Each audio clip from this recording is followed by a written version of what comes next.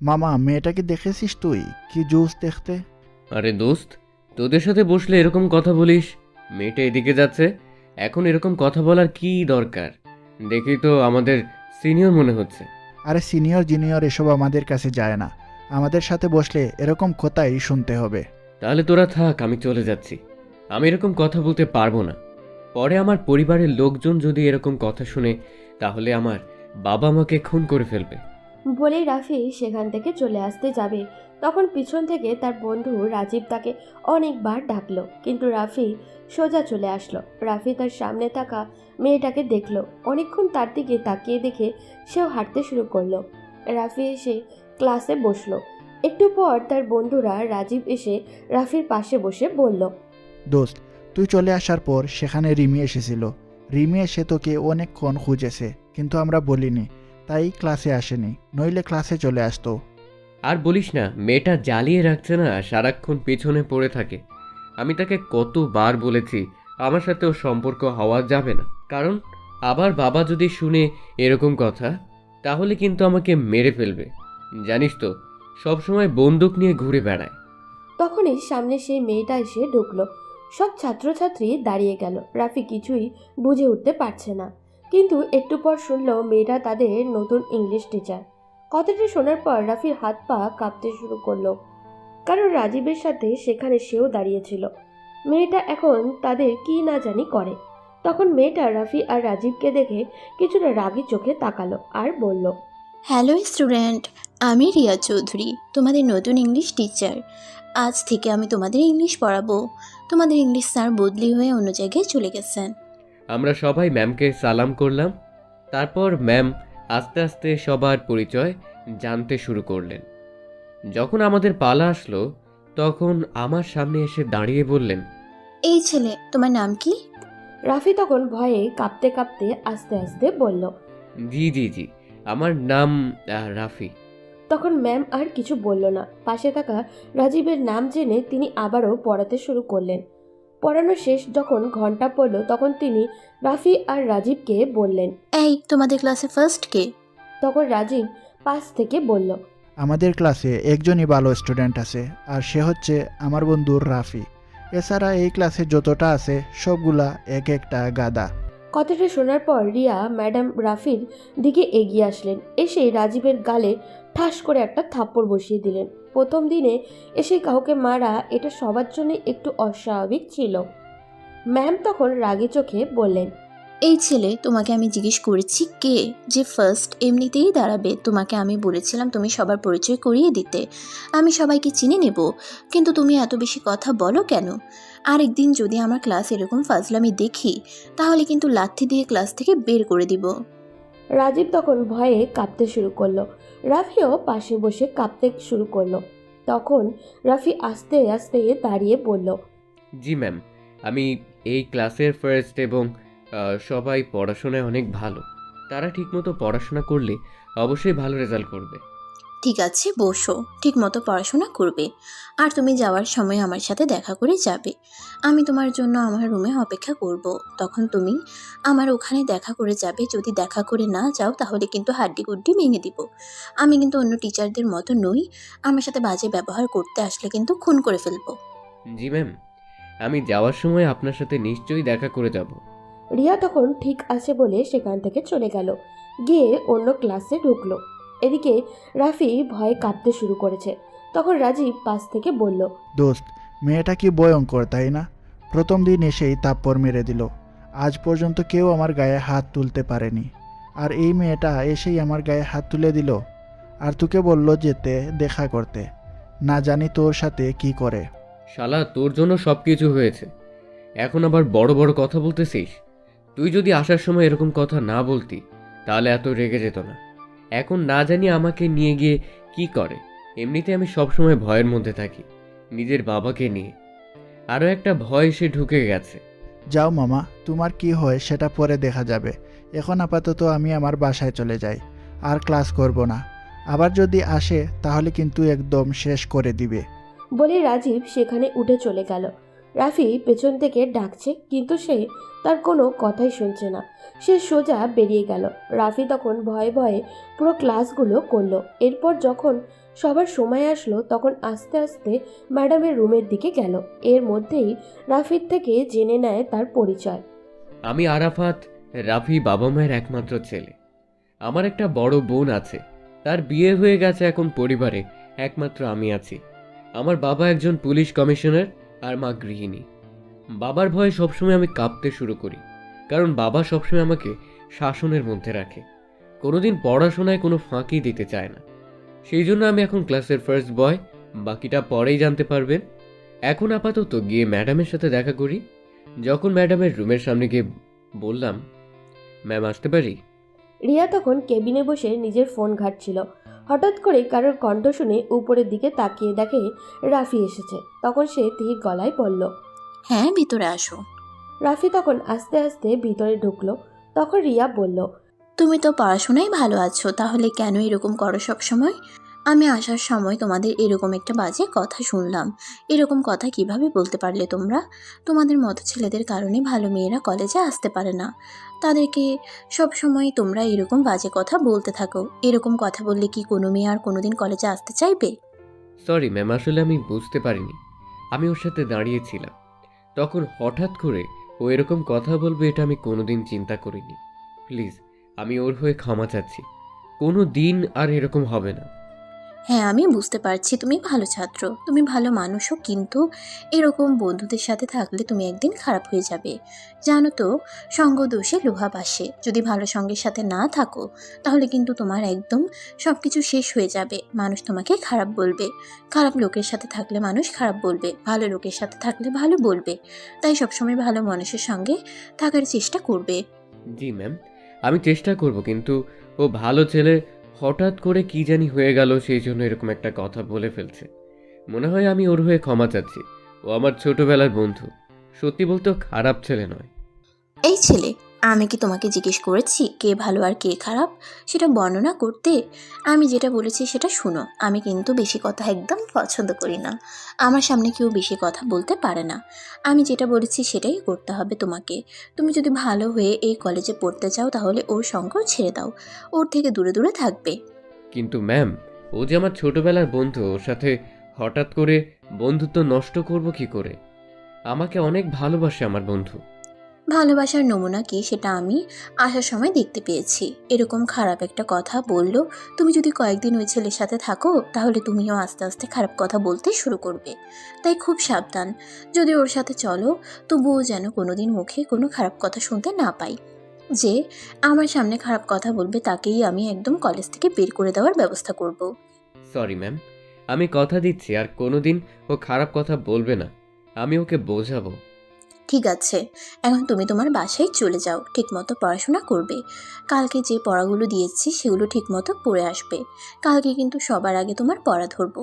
আমার সামনে এরকম ফার্স্ট সেকেন্ড কোনো বাজ বিচার নেই। আমি যাকে ধরবো তাকেই একদম ঠিক করে ছাড়বো। আমি তখন ম্যামকে সালাম করে সেখান থেকে চলে আসলাম। বুঝতে পারছি ম্যাম অনেক রাগী, কিন্তু আমাকে এখন সাবধানে থাকতে হবে, না হলে আমার উপর বিপদ আছে। কি যে ভুল করেছিলাম, রাজীবের সাথে তখন দাঁড়িয়ে যদি ওখানে না দাঁড়াতাম তাহলে হয়তো এই ম্যামের চোখে পড়তাম না। রাফি যখন রিয়ার সামনে থেকে চলে গেল তখন রিয়া মুচকি হাসলো। ছেলেটাকে দেখতে অনেক সুন্দর আর ভালো। ছেলেটা রিয়া সেটা বুঝতে পেরেছে, কিন্তু ও খারাপ বন্ধুদের সাথে মিশিয়ে নষ্ট হতে চলেছে। চলুন এবার রিয়ার পরিচয়টা জেনে নেই। আমি রিয়া চৌধুরী, বাবা মায়ের একমাত্র মেয়ে। আমার বড় দুটো ভাই আছে। আমার বাবা মা মারা গেছেন আমি ছোট থাকতে। তখন থেকে আমার ভাইয়েরা আমাকে অনেক ভালোবাসে।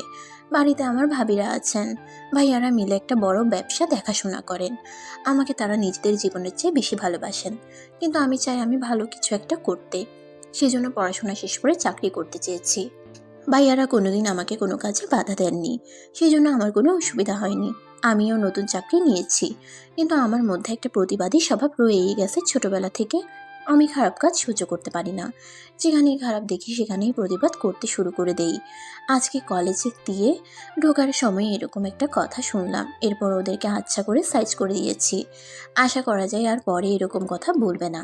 কিন্তু কেন জানি আজকাল ছেলেমেয়েরা এরকম কথা বলে সব সময়। রিয়া তখন নিজের বাসার উদ্দেশ্যে রওনা দিল। রাফিও নিজের বাসায় পৌঁছে গেছে। বাসায় পৌঁছাতেই তার বাবা তার সামনে এসে বলল, রাফি, আজকে মিম বাসায় আসবে, তুমি যাও তার বাসায় গিয়ে তাকে নিয়ে আসো। তার স্বামী নাকি একটা কাজে ইন্ডিয়াতে গিয়েছে, তাই তাড়াতাড়ি যাও, গিয়ে বাসা থেকে ওকে নিয়ে আসো। আমার মেয়েটা যেন সাবধানে বাসায় আসে। পথে যদি কোথাও যাওয়ার চেষ্টা করো তাহলে কিন্তু বুঝতেই পারছো। রাফি তখন তার মায়ের দিকে তাকালো। তার বাবা তার সামনে বন্দুকটা ধরে কথাগুলো বলছিল। রাফিকে সব সময় তারা শাসনের মধ্যে রাখার চেষ্টা করে, কিন্তু রাফির মা সব সময় রাফিকে আগলে রাখে তার বাবার কাছ থেকে। তার বাবা তাকে অনেক ভালোবাসেন, কিন্তু তিনি চান তার ছেলে যেন সব দিক থেকে পারফেক্ট হয়। কোনোদিনও তার ছেলের পক্ষ থেকে কোনো অভিযোগ তার কাছে আসেনি, তাই তিনি আড়ালে এটা নিয়ে অনেক গর্ব করেন, কিন্তু সামনে থেকে রাফিকে সব সময় শাসনের মধ্যে রাখেন। রাফির মা তখন রাফির বাবার দিকে তাকিয়ে বলল, ওই তোমাকে না বলেছি ছেলেটাকে সব সময় এভাবে ভয় দেখাবে না। এভাবে ভয় পেয়ে পেয়ে একটা একটা ব্রয়লার মুরগির মতো হয়ে গেছে, কোনো কাজ করতে পারে না, সব সময় ভয় পেয়ে থাকে। রাফি, তুই যা, গিয়ে মিমিকে নিয়ে আয়। রাফির বাবা পৃথিবীতে একজন মানুষকে ভয় পায়, সে হচ্ছে রাফির মা। রাফির মাকে তিনি জমের মতো ভয় পান। পৃথিবীর কাউকে আর মনে হয় এই রকম তিনি ভয় পান না।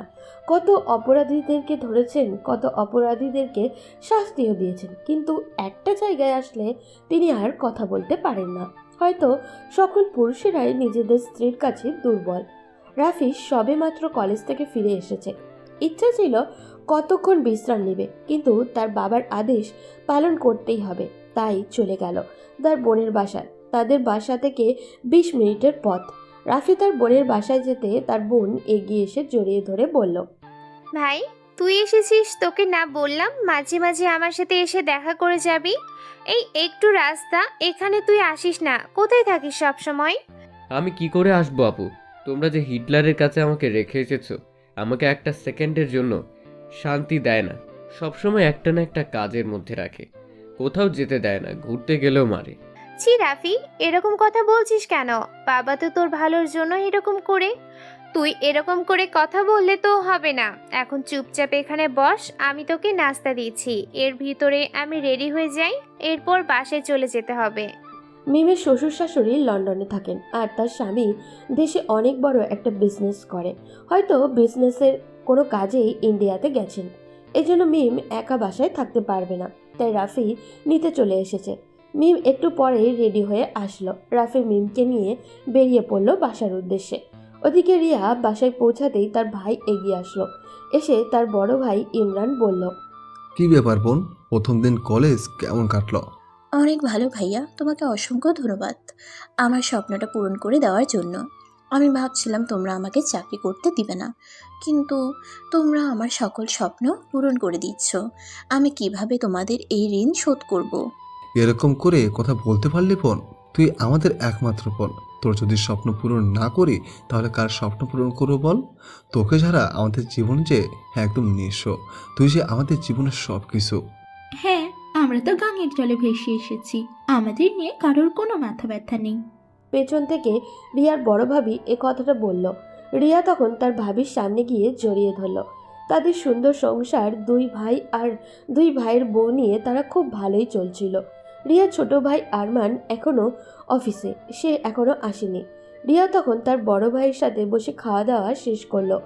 এরপর নিজের রুমে গিয়ে কিছুটা বিশ্রাম নিল। ওদিকে রাফি বাসায় আসার পরই সবাই মিমকে নিয়ে ব্যস্ত হয়ে পড়েছে। এটা দেখে রাফির অনেক রাগ হলো। তাকে নিয়ে কারোর কোনো মাথা ব্যথাই নেই। সে তখন নিজের রুমে গিয়ে বিশ্রাম করতে শুরু করলো। এরপর সন্ধ্যার দিকে সবাই একসাথে বসে আছে, তখন তার বাবা সেখানে নেই। রাফি তার বাবাকে অনেক ভয় পেল। সে নিজের জীবনের থেকেও বেশি ভালোবাসে তার বাবাকে। সে বুঝতে পারে তার বাবার শাসনগুলো কেন করে। তার বাবা চায় সে যেন একজন ভালো মানুষ হিসাবে গড়ে ওঠে। তার বাবা সবসময় অপরাধীদেরকে শাস্তি দেওয়ার জন্য ঘুরে বেড়ান, কিন্তু সে যদি খারাপ মানুষ হয় তাহলে তিনি তো নিজের পরিবারকে ঠিক করতে পারলেন না। তাই রাফিও এসব আনন্দের সাথে করে। রাফি তখন তার বাবার রুমে গেল, গিয়ে দেখলো তার মাথায় হাত দিয়ে বসে আছেন। রাফি তখন তার বাবার কাছে গিয়ে চুল টেনে দিতে শুরু করলো। তার বাবা রাফির দিকে তাকিয়ে মুচকে হেসে বললেন, কি ব্যাপার, আজকে বাদর দেখি ভালো কাজ করতে শুরু করেছে, কোনো উদ্দেশ্য আছে নাকি? বলে দাও। এটা তুমি বলতে পারলে বাবা? আমি কি তোমাকে উদ্দেশ্য ছাড়া ভালোবাসতে পারি না? তুমি এত টেনশন করছো কি নিয়ে? সেটা তোকে ভাবতে হবে না, এখন গিয়ে পড়তে বস। আমি কি এখনো বাচ্চা নাকি? আমি তো এক্ষুনি ইন্টার দিতেও বসে পড়ি। তুমি এখনো আমাকে সেই ক্লাস 2 এর রাফির মতো শাসন করো, সবসময় পড়ার কথা বলো। আমি তো সময় মতো পড়তে বসি। এখন তুমি বলো তোমার কি হয়েছে? এরকম টেনশন করছো কেন? আসলে বাবা, একটা অপরাধী শহরে এসেছে, সবাইকে চাঁদাবাজি আর এসব নিয়ে ব্যস্ত রাখে, কিন্তু তাকে কিছুতেই ধরা যাচ্ছে না। আমার কর্মকর্তারা দিন রাত পরিশ্রম করছে সেই অপরাধীকে ধরার জন্য, কিন্তু সে আড়ালে থেকে সব অপরাধ করে, কিন্তু সামনে আসে না। এখন আমি একজন পুলিশ কমিশনার হিসেবে কিভাবে বসে থাকতে পারি? এসব নিয়ে অনেক চিন্তায় আছি। শহরের মানুষ অনেক আতঙ্কের মধ্যে আছে। আরে বাবা, এসব নিয়ে আবার টেনশন করতে হয় নাকি? আমি আমার বাবাকে বিশ্বাস করি, সে যে কোনো অপরাধীদেরকে ধরে ফেলতে পারবে। কত বড় বড় অপরাধী আসলো, কিন্তু সবাই তোমার হাতে ধরা পড়েছে। তাই এসব নিয়ে কোনো চিন্তা করো না, তুমি এমনিতেই ওই অপরাধীকে ধরতে পারবে। এখন চলো, আমাদের সাথে বসে গল্প করবে। আপু কতদিন পরে এসেছে, তাকে রেখে তুমি এখানে এসে টেনশন করছো? রাফির বাবা তখন মুচকি হেসে রাফির সাথে যেতে শুরু করলেন। নিচে এসে তার বাবা সবাই মিলে গল্প করতে শুরু করলো। ওদিকে আরমান বাসায় ফিরতেই তার বউ নীলাকে জিজ্ঞাসা করলো, নীলা বোন বাসায় চলে এসেছে। তুমি এই সন্ধ্যার পরে এসে বোনের কথা জিজ্ঞেস করছো? সে তো সেই বিকালের মধ্যেই চলে এসেছে। না, এরপরও জিজ্ঞাসা করলাম, আমার খুব টেনশন হয় আমার বোনটাকে নিয়ে। হ্যাঁ, বুঝতে পারছি, বোনকেই সব থেকে বেশি ভালোবাসো। আমাদের আর ভালোবাসার কোনো দরকার নেই। আমি তোমাকে কতটা ভালোবাসি, কিন্তু তুমি একটাবার এসে আমার কথা জিজ্ঞাসা করো না। সবসময় এসে বোনের কথা জিজ্ঞাসা করো। এটা বলতেই আরমান রেগে গেল। নীলা আরমানের রাগের কারণ কিছুটা বুঝতে পারল, কিন্তু সে চুপ করে আছে। আরমান তখন নীলার সামনে দাঁড়িয়ে বলল, তোমাকে যেদিন প্রথম দেখতে গিয়েছিলাম বিয়ের জন্য, সেদিনই তোমাকে বলে দিয়েছি পৃথিবীতে আমি একটা মানুষকে সব থেকে বেশি ভালোবাসি, সে হচ্ছে আমার বোন। আমার বোনের কিছু হলে আমি কিন্তু মরে যাব, আর আমার বোনের যে ক্ষতি করার চেষ্টা করবে তাকে আমি এই পৃথিবী থেকে তুলে ফেলবো। তাই তোমাকে সাবধান করে দিচ্ছি, আরেকদিন যদি এই কথা মুখে আনো তাহলে কিন্তু তোমাকেও আমি ছাড়তে বাধ্য হব। আমি পৃথিবীতে কাউকে তোয়াক্কা করি না আমার বোনের সামনে। সরি, আসলে আমি এটা বোঝাতে চাইনি। আমি এমনি বলেছি। কথাটা তুমি এটাকে এত সিরিয়াসভাবে নিয়ে নিলে কেন? আমার বোনের ব্যাপারে কোনো মজা হবে না। আমার বোনের ব্যাপারে যা বলবে তা সিরিয়াসভাবেই বলবে। তাই আমার বোনকে নিয়ে কোনো কথা বলার আগে আরেকবার ভেবে নিবে, কারণ আমার বোনের ব্যাপারে কেউ বাজে কথা বললে সেটা আমি একদম সহ্য করব না। আর তোমাকে আমি আনার দিনই বলেছিলাম, আমার বোনকে যদি মেনে নিতে পারো তাহলে তোমাকে আমি বিয়ে করব। এছাড়া আমি তোমাকে বিয়ে করতে পারবো না। সেটা জেনে তুমি আমাকে বলেছিলে যে তুমি সব সত্ত্বে রাজি, তাই তোমাকে বিয়ে করেছি। এখন তুমি এরকম কথা কিভাবে বলতে পারলে? আচ্ছা ঠিক আছে, আমি তো সরি বললাম না, এরপরও এরকম করতেছো কেন? আমি তো আপুকে অনেক ভালোবাসি। আরমান তখন কিছুটা শান্ত হলো। সে বুঝতে পারলো সে কিছুটা বেশি রেগে গেছে। তখন সে নীলাকে জড়িয়ে ধরে বলল, নীলা, আমার কথায় রাগ করো না প্লিজ। আসলে আমার বোনকে আমি অনেক ভালোবাসি। মা বাবা মারা যাওয়ার পর আমাদের দুই ভাইয়ের হাতে আমাদের বোনকে তুলে দিয়ে গেছেন, কিন্তু আমরা যদি আমাদের আমানত রক্ষা করতে না পারি তাহলে আমরা দুনিয়া এবং মৃত্যুর পরেও শান্তি পাবো না। তাই আমরা চাই আমাদের বোন যেন সবসময় সুখে থাকে। তোদের দুজনকেই আমরা দুজনে বিয়ে করার সময় বলে দিয়েছিলাম যেন আমাদের বোনকে তোমরা সব সময় দেখে রাখো। আচ্ছা ঠিক আছে বাবা, আমার ভুল হয়ে গেছে, আর কোনোদিন হবে না। আর কোনোদিন আমি আপুকে নিয়ে কোনো কথা বলবো না। এখন চলো, খেয়ে নিবে। এরপর আরমান খুশি হয়ে চলে গেল খেতে। খাওয়া দাওয়া শেষ করে তার বোনের রুমে গেল। বোনের সাথে কিছুক্ষণ গল্প করে আবারও নিজের রুমে ফিরে আসলো। ওদিকে জিহাদ তার সব গুন্ডাদের নিয়ে আলোচনায় বসে গেছে। অনেকটা রেগেই আছে সে। তখন তার সবচেয়ে বিশ্বস্ত তামিমকে ডাক দিল। তামিম, তোমাকে না আমি পাঠিয়েছিলাম ওই কমিশনারকে একদম শেষ করে দেওয়ার জন্য? ওখানে বড় বড় মন্ত্রীরা আমার সাথে ওঠা বসা করতে ভয় পায়, সেখানে সাধারণ একজন পুলিশ কমিশনার কি করে আমাদের সাথে বিরোধিতা করে? ওকে একদম শেষ করে দিতে হবে। তোমাদেরকে না পাঠিয়েছিলাম, তাহলে খবর কি? আসলে স্যার, পুলিশ কমিশনারকে মারা এত সহজ নয়, সে খুবই ভয়ঙ্কর। যে কোনো সময় আমাদের গ্যাংয়ের মধ্যে আক্রমণ করতে পারে। তাই আমরা একটু সাবধানে যদি না থাকি তাহলে আমাদের উপরে উল্টো বিপদ আসতে পারে। আমাদের গ্যাংয়ের উপর আক্রমণ করবে? এত বড় সাহস কোনো পুলিশের হয়ে গেছে? যেখানে আমার সামনে আসতে যে কোনো মন্ত্রীরা ভয় পায়, সেখানে পুলিশ কমিশনারের বাচ্চা কিভাবে তাদের উপর আক্রমণ করতে পারে? স্যার ক্ষমা করবেন, কিন্তু আমরা এই পুলিশ কমিশনারকে এভাবে যদি আক্রমণ করতে চাই তাহলে উল্টো আমাদের উপরে আক্রমণ হবে। মারুফ চৌধুরীর মতো বড় বড় খুনিদেরকে ধরে একদম শেষ করে দিয়েছে, তাই আমরা যেন সাবধানে থাকি, এটাই ভালো হবে। কি বললি? আরেকবার বল। যদি এই শব্দ আমার মুখের সামনে উচ্চারণ করিস তাহলে তোকে খুন করে ফেলবো। বলেছি না আমার সামনে কোনো পুলিশ অফিসারের দাম নেই। ওই পুলিশ অফিসারকে তুলে নিয়ে আয়। ওর কত টাকা প্রয়োজন আমাকে বল, আমি দিয়ে দিচ্ছি, কিন্তু আমাদের লোকেদের যেন আর কোনো ক্ষতি না করে সেটা ভালো করে বুঝিয়ে দিয়ে আয়। স্যার ওকে টাকার লোভ দেখালে হয়তো মানবে না, তাই টাকার লোভ না দেখিয়ে একদম শেষ করে দেওয়াটাই ভালো। এইসব বাদ দে, আগে একটা কথা মাথায় রাখবি, পৃথিবীর সবকিছু কিন্তু টাকার উপর নির্ভরশীল। অনেকে টাকার লোভে পড়ে নিজের জীবন পর্যন্ত উৎসর্গ করে দিচ্ছে, তাই এই প্রথম ওকে টাকার লোভ দেখাতে হবে। দেখি টাকার লোভে যদি কেনা যায় তাহলে এমনি এমনি খুন করে কোনো লাভ নেই। এরকম একটা কমিশনার আমাদের দলের মধ্যে থাকলে আমাদের আলাদা একটা বেনিফিট আসবে, তাই ওকে আগে টাকার লোভটা দেখানোই ভালো। কিন্তু স্যার আমার যতদূর মনে হচ্ছে ওকে টাকা দিয়ে কোনো লাভ হবে না। এরপরও আপনি যখন বলেছেন তাহলে কোন দিন যাবেন? কালকে সকালে চল ওর অফিসে গিয়ে ওকে একদম লাস্ট বারের মতন একটা সুযোগ দিয়ে আসি। যদি আমার প্রস্তাবে রাজি হয় তাহলে তো ওর ভালো হলো, ওর সাথে আমাদেরও লাভ হবে। কিন্তু যদি আমাদের প্রস্তাবে রাজি না হয় তাহলে ওর ওপর ভয়ঙ্কর বিপদ অপেক্ষা করছে। এরপর জিয়াদ সেখানে বসে হাসতে থাকলো, কারণ সে বর্তমান সন্ত্রাসীদের মধ্যে সবচেয়ে বড় সন্ত্রাসী। কত মানুষ খুন করেছে তার হিসাব নেই। জিয়াদ নিজেও জানে না প্রতিদিন কমসে কম 2-3 জন মানুষকে সে খুন করেছে। এটা নিয়ে রাফির বাবা মিস্টার আরিফ সাহেব অনেক চিন্তায় আছেন। তিনি এই এলাকার পুলিশ কমিশনার, কিন্তু তিনি কাউকে বাঁচাতে পারছেন না। প্রতিদিন তার এলাকায় খুন হয়ে যাচ্ছে, সেজন্য তিনি অনেক টেনশনে ছিলেন। জিহাদ তার অফিসে গিয়ে ঘুষ নেওয়ার প্ল্যান করেছে। পরের দিন সকাল হতেই রাফি বেরিয়ে গেল কলেজের উদ্দেশ্যে। কলেজে যাওয়ার পর যখন গেট দিয়ে ঢুকতে যাবে তখন দেখলো তার সামনে দিয়ে রিয়া ম্যাডাম ঢুকছে। রাফি কিছুক্ষণ ম্যামের দিকে তাকিয়ে থাকলো। অসম্ভব সুন্দর লাগছে তাকে। আজকে নীল একটা শাড়ি পরেছে, অসম্ভব সুন্দর লাগছে তাকে। রাফি তাকিয়ে আছে, কোনো কথা বলছে না।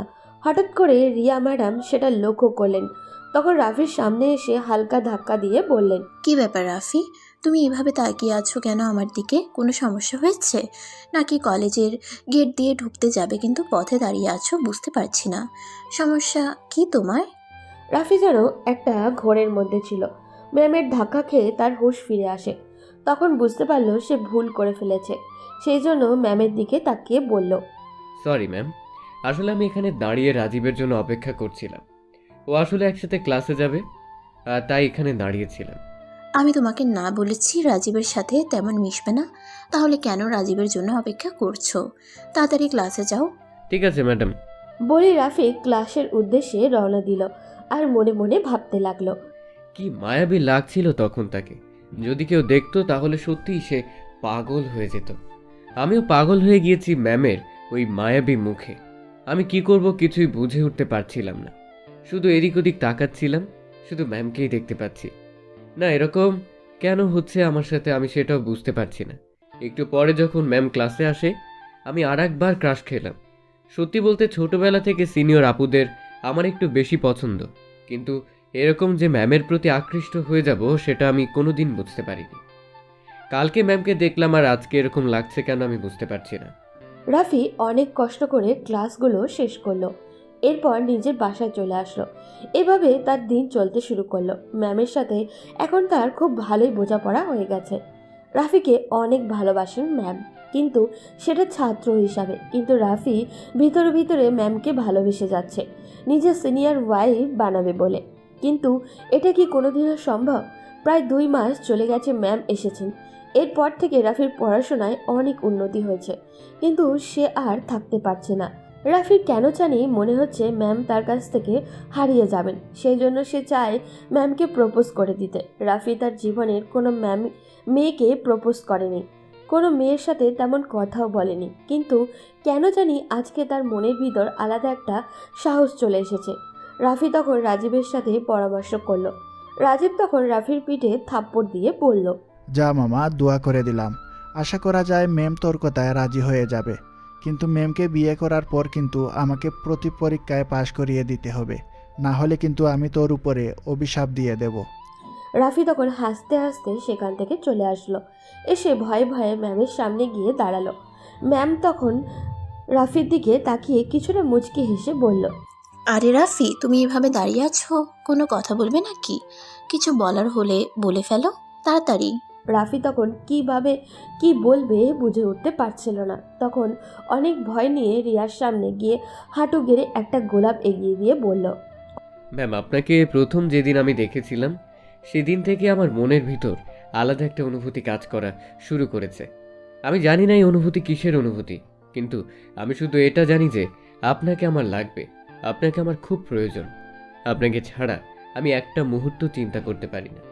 আমি ঘুমোলে আপনাকে স্বপ্নে দেখি। আপনি কি আমার ভালোবাসার মানুষ হবেন? কথাটা শোনার পর প্রচণ্ড রেগে গেল রিয়া। সে যে রাফিকে পছন্দ করে না ব্যাপারটা এমন নয়।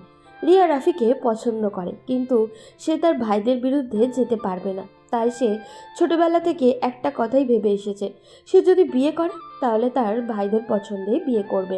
তাই সে রাফির গালে একটা ঠাস করে থাপ্পড় দিয়ে বলল, তোর সাহস কি করে হলো আমাকে প্রপোজ করার? 2 দিন ভালো করে কথা বলেছি বলেই ভালোবাসার কথা বলতে চলে এসেছিস? তোর মতো ছেলেদের আমার চেনা আছে। প্লিজ বিশ্বাস করুন, আমি আপনাকে সত্যিই ভালোবাসি। আপনি আমার কথা একটু বিশ্বাস করুন।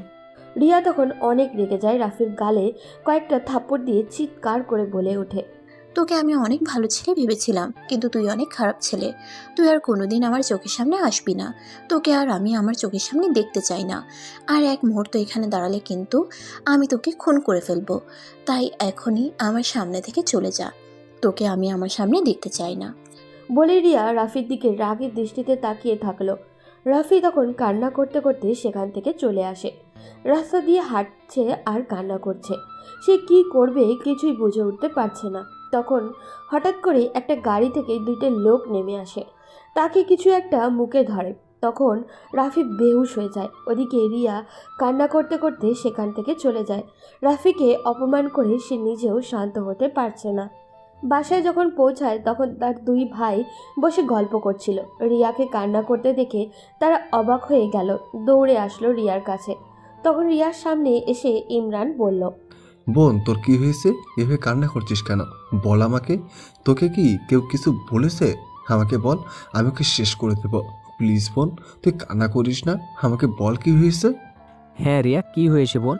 আমাদেরকে বল, আমরা তোকে যে বলেছে তাকে আমি শেষ করে দিব। প্লিজ আমাদেরকে বল, আমাদের চোখের সামনে তোর কান্না আমরা সহ্য করতে পারছি না। রিয়া তখন কি বলবে কিছুই বুঝে উঠতে পারছে না। তার 2 ভাই তার 2 পাশে বসে আছে। তখন রিয়া হঠাৎ করেই বলে উঠল, ভাইয়া, তোমরা আমাকে এত ভালোবাসো, আমি তোমাদেরকে কিভাবে বলবো কথাটা? তোমরা হয়তো এই কথাটা শোনার পর আমার উপর রাগ করবে। এটা কীভাবে হতে পারে বোন? তুই এটা নিয়ে কোনো চিন্তা করবি না। তুই যে কথা বলবি আমরা কোনো কিছু মনে করবো না। বল আমাদেরকে। আসলে ভাইয়া, তোমরা আমাকে জীবনের ব্যাপারে কী সিদ্ধান্ত নেবে আমি জানি না, তবে একটা ছেলে আমাকে অনেক ভালোবাসে। ছেলেটার সাথে আমার সম্পর্ক হওয়াটা স্বাভাবিক ছিল, কিন্তু আমাদের অবস্থানটা অস্বাভাবিক। ছেলেটা হচ্ছে আমার একটা ছাত্র। রিয়ার কথা শুনে তার 2 ভাই কিছুটা গম্ভীর হয়ে গেল। কি বলবে তারা কিছুই বুঝে উঠতে পারছিল না, একে অপরের দিকে তাকাচ্ছিল। তখন আরমান বলে ওঠে, আচ্ছা এসব বুঝলাম, এখন আমাদেরকে তুই এটা বল, তুই কি ছেলেটাকে ভালোবাসিস? রিয়া তখন কি বলবে কিছুই বুঝে উঠতে পারছিল না। সে কি রাফিকে ভালোবাসে নাকি ভালোবাসে না সেটা তো সে নিজেই জানে না, কিন্তু সেও রাফিকে একদমই ভুলতে পারছে না। রাফির কষ্ট হলে তার নিজেরই যেন কষ্ট হচ্ছে। তখন আরমান আবার জিজ্ঞাসা করলো, বোন, তুই কিছু ভাবলি না? আমরা তোর সুখের জন্য সব কিছু করতে পারি, তাই তুই চিন্তা করবি না। তুই আমাদেরকে বল, ছেলেটা কে তুই ভালোবাসিস? ছেলেটা তোকে ভালোবাসলে সেটা বুঝলাম। আসলে ভাইয়া, আমি ওকে অনেক ভালোবাসি। আমি চাই ওর সাথে সারা জীবন থাকতে, কিন্তু তোমরা কি মনে করবে সেটার জন্য আমি তোমাদেরকে বলতে পারছিলাম না। তার 2 ভাই স্তব্ধ হয়ে যায়। কি বলবে কিছুই বুঝে উঠতে পারছিল না। এটা সমাজের কাছে একটা অস্বাভাবিক ব্যাপার, কিন্তু তারা তাদের বোনের জন্য সব কিছু করতে পারে। সেই জন্য ইমরান বলে উঠল, তুই কোনো চিন্তা করবি না বোন। তোর যাকে পছন্দ আমরা তার সাথে তোকে বিয়ে দেবো। তুই আমাদেরকে একটা ছেলের কথা বলছিস, তাকে কি আমরা না করতে পারি? তুই কোনো চিন্তা করবি না, আমরা ওই ছেলের সাথেই তোর বিয়ে দেবো। কিন্তু সেটা সম্ভব না ভাইয়া, আমি ওকে তাড়িয়ে দিয়েছি, আমি ওকে অনেক অপমান করেছি, তা এরপরেও কি ছেলেটা আমাকে বিয়ে করবে? কি বললে? আমার বোনকে বিয়ে করবে না এমন ছেলে এই পৃথিবীতে জন্ম নিয়েছে যে আমার বোনকে বিয়ে করতে চাইবে না? তাকে আমি খুন করে ফেলবো। রিয়া তখন হঠাৎ করেই হেসে দেয় তার ছোট ভাইয়ের কথা শুনে। রিয়ার হাসি দেখে তারা সব ভাই অনেক খুশি হয়। এরপর রিয়া নিজের রুমে গিয়ে রাফিকে কল করতে থাকে সরি বলার জন্য, কিন্তু রাফি ফোন ধরছে না। তখন রিয়া মনে মনে ভাবে হয়তো অভিমান করেছে, সেই জন্য পরের দিন কলেজে গিয়ে সব কিছু মিটিয়ে নিবে ভেবেছে। কিন্তু ওদিকে রাফিকে লোকগুলো নিয়ে একটা চেয়ারের সাথে বেঁধে রেখেছে। রাফির মুখে পানির ফোঁটা পড়তে রাফির জ্ঞান ফিরে আশেপাশে তাকিয়ে দেখে অপরিচিত অনেক লোক তার দিকে তাকিয়ে আছে। সামনে থাকা লোকটিকে দেখতে অনেকটা ভয় লাগছে রাফির। তখন জিজ্ঞাসা করলো, কি ব্যাপার ভাই, আমাকে এখানে কেন ধরে আনা হয়েছে? আমাকে কি একটু বলবেন আপনারা? তখন লোকগুলো হাসতে শুরু করলো। এরপর সামনে বসে থাকা লোকটা তার ফোনটা বের করে হাসতে হাসতে বলল, এখন তোর বাবাকে কল দিতে হবে। তোর বাবার কত বড় সাহস, একজন সামান্য পুলিশ কমিশনার হয়ে আমার মাল আটকায় বর্ডারে। বর্ডারে আমার মাল আটকে দিয়েছে তোর বাবা। এখন আমি চাই তোকে মেরে ফেলতে। তোর বাবা যদি আমার মাল ছেড়ে দেয় তাহলে আমি তোকে ছেড়ে দেব, আর যদি আমার মাল আটকে রাখে তাহলে তোকে এখানেই খুন করে ফেলবো। রাফি তখন বুঝতে পারে সে একটা ভয়ঙ্কর বিপদের মধ্যে আটকে গেছে। রাফির বাবা তখন নিজের অফিসে বসেছিলেন, বসে তার কিছু কর্মকর্তাদের সাথে আলাপ করছিলেন। তখন হঠাৎ করেই তার কাছে কল আসে। কল আসতেই রাফির বাবা কল ধরে। হ্যালো মিস্টার পুলিশ কমিশনার, আপনার ছেলেকে আমরা ধরে নিয়ে এসেছি। যদি আপনার ছেলেকে বাঁচাতে চান তাহলে আমাদের মালগুলো ছেড়ে দিন, আর যদি বাঁচাতে না চান তাহলে মালগুলো রেখে দিন। রাফির বাবা তখন কি বলবে কিছুই বুঝে উঠতে পারছিল না। তার একমাত্র ছেলে কিছু হয়ে গেলে তিনি বাঁচবে না। তিনি তখন প্রায় কান্না করে দিলেন। রাফি তখন চিৎকার করে বলল, বাবা অসম্ভব, তুমি এই লোকটার কথা মেনে নিও না। তুমি লোকটার মালগুলো আটকে রাখো, আমাকে মেরে ফেললে মেরে ফেলুক, কিন্তু তুমি এই লোকটার ব্যবসার মালগুলো ছেড়ে দিও না, এটা তোমার কর্তব্য। রাফির বাবার গর্বে বুক ফুলে উঠল। পাশে থাকা কর্মকর্তারা অবাক হয়ে তাকিয়েছিলেন। তখন পাশে থাকা একটা ছেলে রাফির মাথায় একটা লাঠি দিয়ে আঘাত করে। রাফি চিৎকার করে সেখানে শুয়ে পড়ে। রাফির বাবা তখন বলে, তোকে শেষবারের মতো বলে দিচ্ছি, তুই আমার ছেলেকে ছেড়ে দে, না হলে কিন্তু তোর উপর অনেক বড় একটা বিপদ অপেক্ষা করছে। অফিসার, বিপদ কার উপর অপেক্ষা করছে সেটা তো তুই দেখতেই পাচ্ছিস।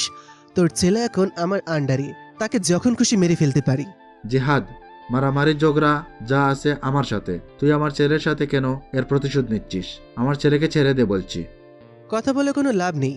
তুই যদি তোর ছেলেকে বাঁচাতে চাস তাহলে আমাদের মালগুলো ছেড়ে দে, আর না হলে আমাদের সাথে এসে দেখা কর। বলে জিহাদ ফোনটা রেখে দেয়।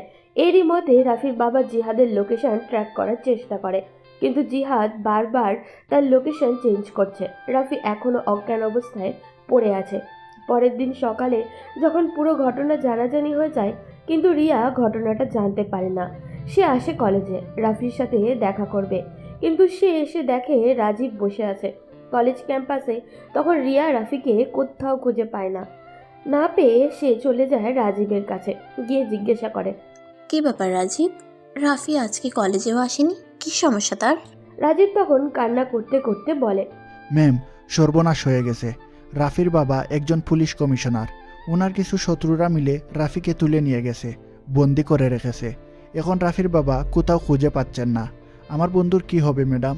কথাটা শোনার পর রিয়া কান্না করতে করতে সেখান থেকে চলে গেল। রাজীব কিছু বুঝে উঠতে পারল না।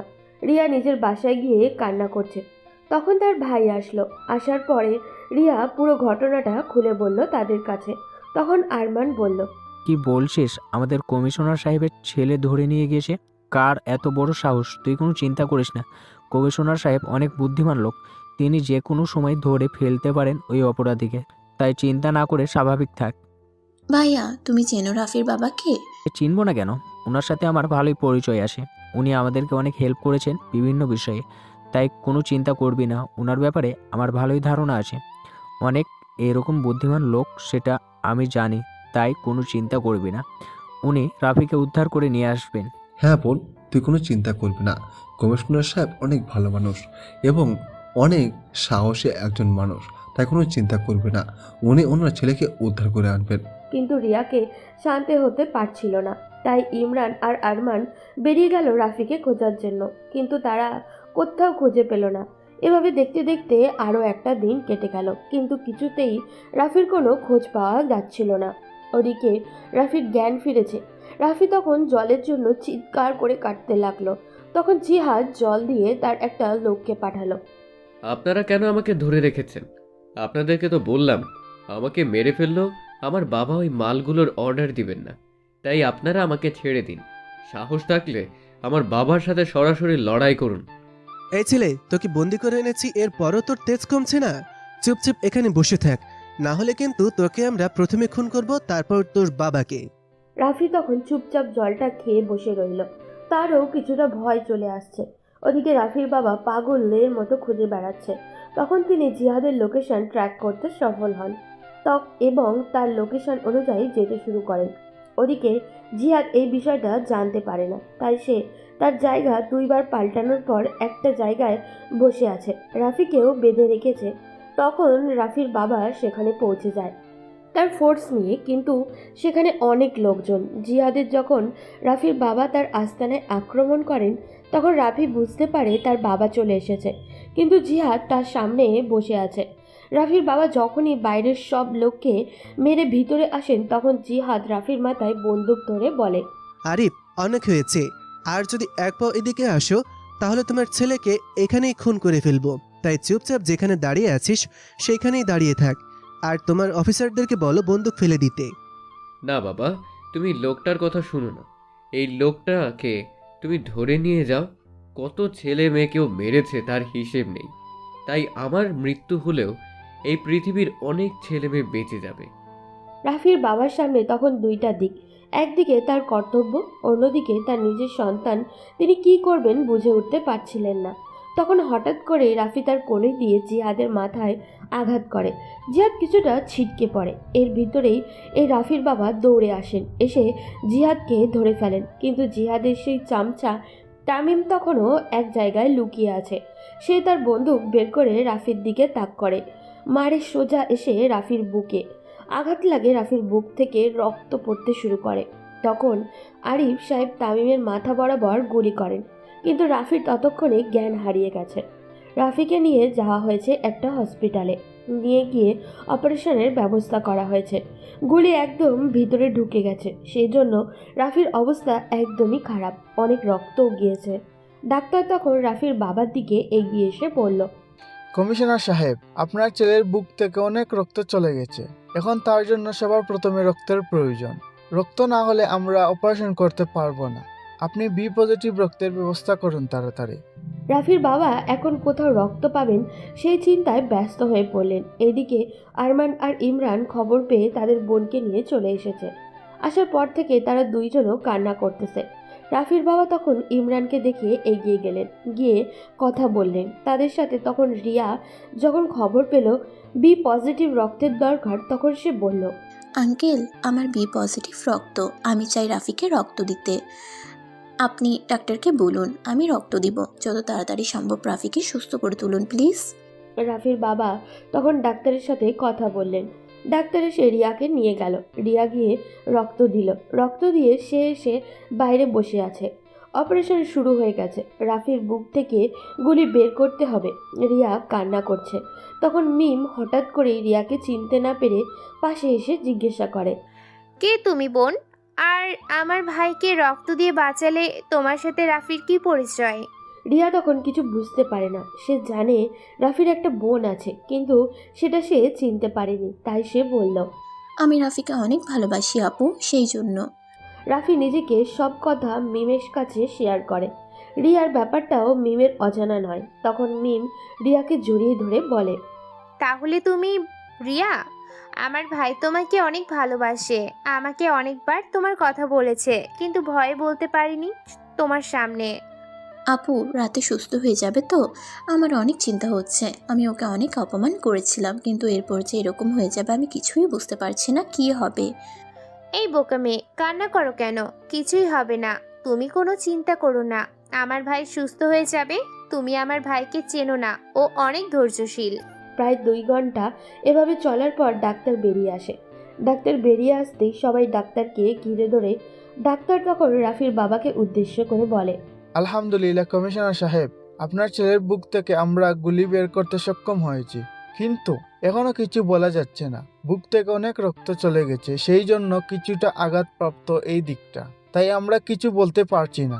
তবে আশা করা যায় ওর জ্ঞান ফিরে আসবে। ডাক্তার সাহেব, কি বলে আপনাকে ধন্যবাদ দিব? আমি বাসা খুঁজে পাচ্ছি না। আমার ছেলেটাকে আপনি সুস্থ করে তুলেছেন, এটাই আমার কাছে অনেক কিছু। আল্লাহ যেন আমার ছেলেকে তাড়াতাড়ি ভালো করে দেন। কি বলছেন কমিশনার সাহেব? আপনারা আমাদের শান্তিতে থাকার জন্য কত কষ্ট করেন, আমাদের ভালো থাকার বিষয়টা আপনারা দেখাশোনা করেন, আর আপনাদের একটা বিপদে আমরা থাকতে না পারলে আমরা কিভাবে এই দেশের নাগরিক হলাম? আপনাদের কাছে আমরা চিরকৃতজ্ঞ। আপনাদের কারণেই আমরা শান্তিমতো থাকতে পারি। এইভাবে চলে গেল আরও প্রায় 3 ঘন্টা, কিন্তু রাফির জ্ঞান ফেরেনি। সবাই কান্না করছে। প্রায় 3 ঘন্টা পর একজন নার্স এগিয়ে এসে বলল রাফির জ্ঞান ফিরেছে। তখন একজন করে সবাই রাফির সাথে দেখা করতে গেল। যখন রাফির বাবা বেরিয়ে আসলেন তখন রিয়া ভিতরে ঢুকলো, আর এদিকে ইমরান রাফির বাবার সামনে দাঁড়িয়ে বলল, স্যার, আমি জানি না এই সময় আপনাকে এই কথাটা বলা ঠিক কিনা, তবে আমি একটা কথা বলতে চাই। আমার বোন আপনার ছেলেকে অনেক ভালোবাসে, আর আপনার ছেলে আমার বোনকে ভালোবাসে। হয়তো আপনাকে ভয় পেয়ে কিছু বলতে পারছে না। আমি চাই ওদের বিয়ে দিতে। রাফির বাবা তখন রিয়ার দিকে কিছুক্ষণ তাকালেন। অনেক সুন্দর একটা মেয়ে, তিনি এইরকমই একটা মেয়ে খুঁজছিলেন। তখন তিনি ইমরানের দিকে তাকিয়ে বললেন, তোমার বোনকে আমার বাড়ির বউ করে আনবো, এটা আবার জিজ্ঞেস করতে হয় নাকি? তোমার বাবার সময় থেকে আমার সাথে পরিচয় তোমাদের। তোমার বাবার মতো তোমরা অনেক ভালো মানুষ হয়েছো এবং ব্যবসায় অনেক উন্নতি করেছো। তোমাদের ব্যাপারে আমার কিছু জানার নেই। আমি রাজি আমার ছেলেকে তোমাদের হাতে তুলে দিতে। তখন সবাই কিছুটা মুচকি হাসলো, কিন্তু ওদিকে রিয়া রাফির কেবিনে ঢুকে রাফি অবাক দেখে তাকিয়ে আছে। কান্নার কারণে চোখ মুখ কালো হয়ে গেছে। সে বুঝতে পারছে না রিয়া তার জন্য এত কান্না করলো কেন। তখন সে রিয়ার দিকে তাকিয়ে আস্তে আস্তে বলল, কি ব্যাপার ম্যাম, আপনার মুখের অবস্থায় এরকম কি করে হলো? আপনাকে দেখে মনে হচ্ছে আপনি অনেক কান্না করেছেন। রিয়া তখন কিছু না বলে রাফির বুকে ঝাঁপিয়ে পড়ে। রাফি কিছুই বুঝে উঠতে পারে না রিয়া কান্না করে যাচ্ছে। তখন রাফি বলল, কি ব্যাপার ম্যাম, আপনি না বললেন আপনার সামনে আমাকে আর না যেতে? সেই জন্যই তো আমি ছেড়ে চলে যেতে চেয়েছিলাম, কিন্তু এভাবে আমাকে চাপ দিয়ে ধরে থাকলে আমি কিভাবে আপনার সামনে থেকে চলে যাব? আপনি আমার সামনে থেকে চলে যান। আপনি তো আমাকে সহ্য করতে পারেন না। রাফি, আমাকে ক্ষমা করে দাও। আমি আমার ভাইয়ের বিরুদ্ধে কিছুই করতে পারতাম না। আমি ভাবছিলাম যে আমার ভাইয়েরা তোমাকে মেনে নেবে না, সেজন্য আমি তোমাকে না করেছিলাম, কিন্তু তারা মেনে নিয়েছে। আমি তোমাকে অনেক ভালোবাসি, কিন্তু বলতে পারিনি। প্লিজ আমাকে ক্ষমা করে দাও। রাফি তখন চুপচাপ শুয়ে আছে।